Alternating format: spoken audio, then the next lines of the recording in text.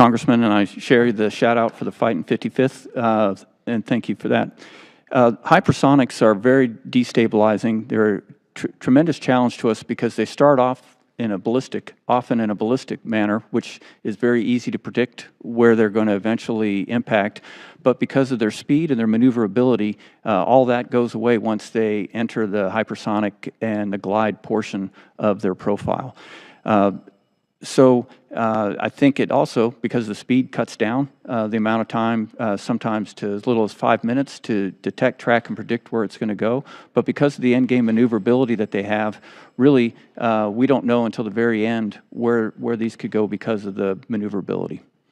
What kind of capabilities do you need to better track this? What should we be funding in Congress? The HBTSS, the Hypersonic Ballistic Tracking and Sensing System, is an extremely promising satellite-based capability to detect and track the hypersonics through the regimes that I just described. And then I think that we're going to have to increase our commitment to defeat mechanisms, which are challenged for the same reasons that I just mentioned, the maneuverability and the speed. We have some great defeat mechanisms, but they aren't geared towards the speed and maneuverability that hypersonics bring. Sounds like a good priority for us to work on. We would appreciate it. Yes, sir. CJADC2 and AI and those growing importance for your air defense command and control. Can you talk a little bit about the importance of the Maven Smart System? Congressman, Maven Smart System has become the staple for our joint all-domain command and control system because it not only presents a picture of the battle space in multiple domains. Most systems show one domain or another, but you can get all domains in Maven Smart Systems. And the increasing number of layers of live data that can be brought in, everything from undersea through space sensors displayed at the same time. So it's a staple to both NORAD and NORTHCOM, and I see it growing in the future.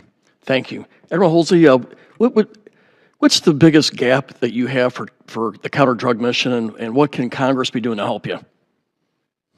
Congressman, I think the biggest gap remains assets. We have to be consistent, present, and engaged, and have a consistent presence on the waters, in the air, to deter and interdict. So I think from an air standpoint, maritime standpoint, and ISR, all is very critical to the mission. Thank you.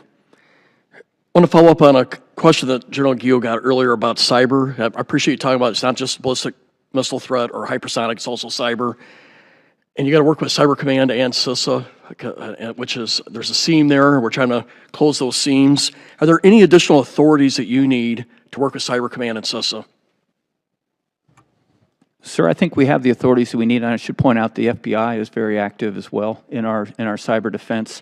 Having those organizations resident in our headquarters is helpful. Frequent talks with General Hawk, sometimes weekly, on the threat. And every time I ask him if he can take action, he has had the authorities necessary to do that on our behalf. So I don't have any authority requests at this time for the cyber domain.